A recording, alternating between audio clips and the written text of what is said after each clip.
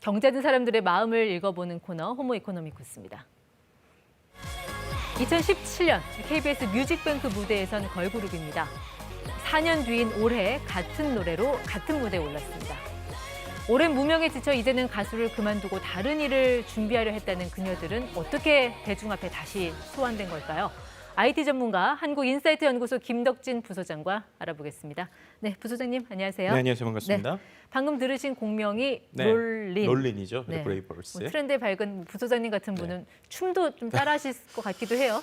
춤 중에 뭐 이런 게 있던데 뭐 제가 가오리춤? 하면은 네. 기지개 같지만 뭐 가오리춤 뭐 이렇게 얘기를 하고 뭐 그런 것 같습니다. 지금 방금 보신 걸그룹 네. 모르는 분들이 보면 신인 걸그룹으로 착각을 할 수도 있지만 네. 이분들 데뷔 10년 차, 근데 평균 나이가 30세라고 해요. 뭐 그렇죠. 아이돌이라고 하기도 좀 민망한 그런 상황이 된 건데 이 걸그룹을 다시 소환한 게 누군가요? 그러니까 한 유튜버의 영상 때문이라고 얘기할 수 있을 것 같은데요. 지금 보시는 것처럼 그 유튜브 채널 비디터라고 하는 채널에 올라온 브레이브걸스 롤린에 대한 이 댓글 모음이라고 하는 영상입니다. 네. 그러니까 저게 이제 국방TV 위문열차 등 이제 롤린의 여러 가지 무대를 보여준 건데요. 네. 그 보시는 것처럼 정말 군인들의 저 뜨거운 열정들이 보이기도 하고 네. 저 보시는 것처럼 뭐 하도 봐서 헤이 외치는 군인들 얼굴이 다 외워진다. 저런 것처럼 무대들을 교차 편집하면서 네. 거기에 남긴 댓글들을 같이 보는 영상을 보시면 될 것 같고요.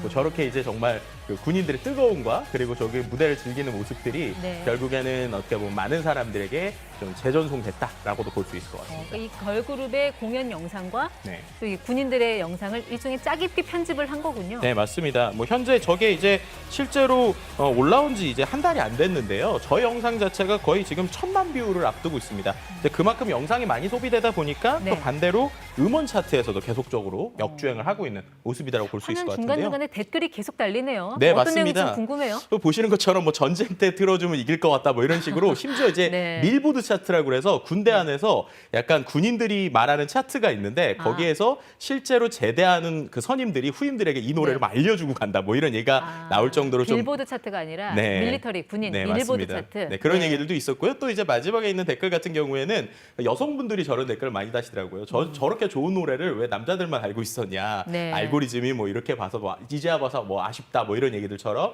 저러한 문화들이 결국엔 지금의 걸그룹을 다시 소환했다라고도 네. 볼 수 있을 것 같습니다. 군인들 사이에서는 적군과 아군을 구별하는 기준이 롤린을 부를 수 있냐 없냐 뭐 그걸로도 한다는 댓글도 본 것 같은데요. 네네. 어쨌든 이 유튜브 영상이 거의 모든 음원 차트 1위를 석권하게 하는 기폭제가 됐단 말이죠. 네, 맞습니다.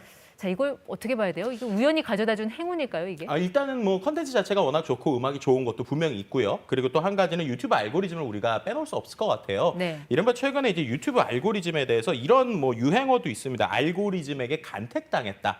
혹은 뭐 이제 알고리즘으로 인해서 뭐 이끌어져 왔다. 우연히 네. 알고리즘이 왔다 이럴 정도로 우리의 어떠한 여러 가지의 컨텐츠를 보는 데 있어서 분명히 내가 이 영상과 상관이 없는 것 같은데 내 네. 추천 목록에 떠 있거나 아니면 이 영상을 계속 좀 보게 되는 이런 부분들이 있습니다. 네. 이번 같은 경우에도 말씀드렸던 이 2017년에 발매된 이후에 영상들이 모여진 것이 많은 사람이 뭐 보고 댓글을 달면서 네. 우연히 계속적으로 추천 영상에 올라오고 한 번 본 것을 이게 뭐지 하면서 계속적으로 보는 이러한 알고리즘의 영향이 있었다라고 볼 수 있을 것 같습니다. 자, 일각에서는 이 걸그룹 소속사에서 그 유튜브 알고리즘 추천에 맞춰서 뭐 홍보하기 위한 일종의 전략 아니었냐, 마케팅 전략 아니었냐, 뭐 이런 얘기도 나오던데요. 네, 아마도 이제 유튜브에 영상을 올려보신 분이라면 알겠지만 이 크리에이터가 이제 구독자가 10만 정도거든요. 네. 10만 정도 되는 구독자가 어떠한 영상을 이렇게 조작적으로 올린다는 건 솔직히 기술적이나 어떤 현상적으로 불가능한 부분이고요. 실제로 이제 유튜브 영상을 올린 비디터 역시도 자신이 그런 걸 의도한 것이 아니라 그냥 어떤 요청들이 많아서 한번 올렸는데 다른 영상보다 갑자기 인기가 많아서 이렇게 됐다. 나도 놀랍다. 뭐 이런 식의 해명도 하기도 했습니다.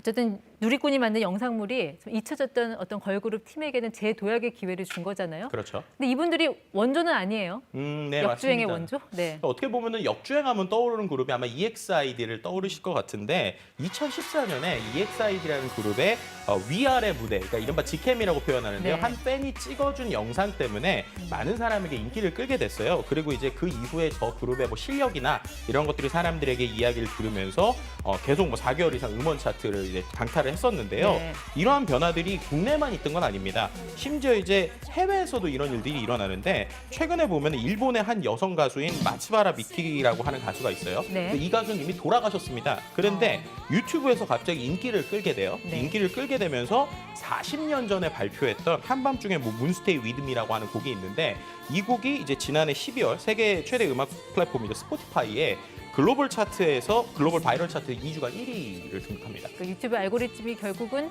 이 죽은 사람까지 무대 위로 다시 끌어들이는 뭐 그런 상황이 된 거네요. 네, 맞습니다. 근데 조금 전에 봤던 그 EXID 네. 같은 경우는 직캠이라고 하셨죠. 그렇죠. 네티즌이 직접 찍은 영상이 화제가 됐지만 롤리는 그것과는 조금 결이 달라요. 네. 직캠이 아니라 댓글 같은 거를 활용한 2차 가공물 영상이 기폭제가 됐던 거잖아요. 네, 맞습니다. 네. 실제로 말씀하신 것처럼 최근에 코로나 이후에 이제 실제로 뭔가 팬들을 직접 만날 수 있는 직캠 영상은 많이 있을 수가 없잖아요. 그러다 보니까는 2차 가공 영상들이 지금 네. 계속 많아지게 되는데 이른바 이런 것들을 밈 문화라고 표현합니다. 밈. 네, 그러니까는 우리가 어떠한 사람들이 일종의 재미와 보람을 같이 느끼기 위해서 콘텐츠를 맥락 없이 소비를 하거나 네. 재미있는 어떤 패러디물들을 계속 만들면서 소비하는 문화라고 보시면 될 것 같은데요. 뭐 대표적으로 우리가 몇 개를 찾아볼 수 있는 것 중에 하나가 뭐 2PM이 이제 2015년에 발매한 우리 집이라고 하는 무대가 있는데 저 댓글을 보시면 딩동딩동딩동 저렇게 돼 있는데 저게 뭐냐면 집을 이렇게 벨 누르듯이 뭐 이런 것들도 있고요. 네. 그만큼 이제 저런 영상과 함께 댓글이 저렇게 같이 편집된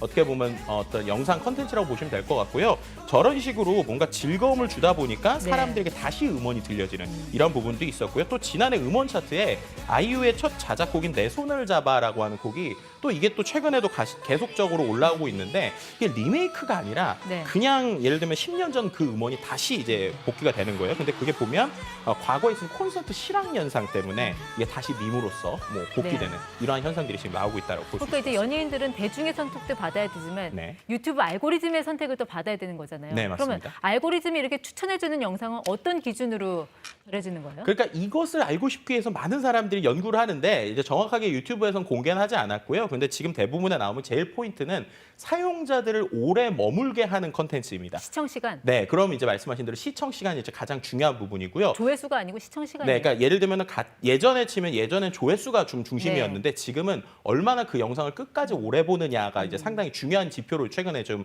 연구가 되고 있습니다. 그러니까 이런 음원 같은 경우는 사람들이 음악의 무대를 끝까지 보길 원하잖아요. 네. 그러니까 자연스럽게 시청 시간을, 시청 비율이 끝까지 가다 보니까 네. 이런 것들이 또 과거에 비해서 음악이나 이런 컨텐츠들이 좀 간택을 받고 있다라고 표현할 수 있을 것 같고요.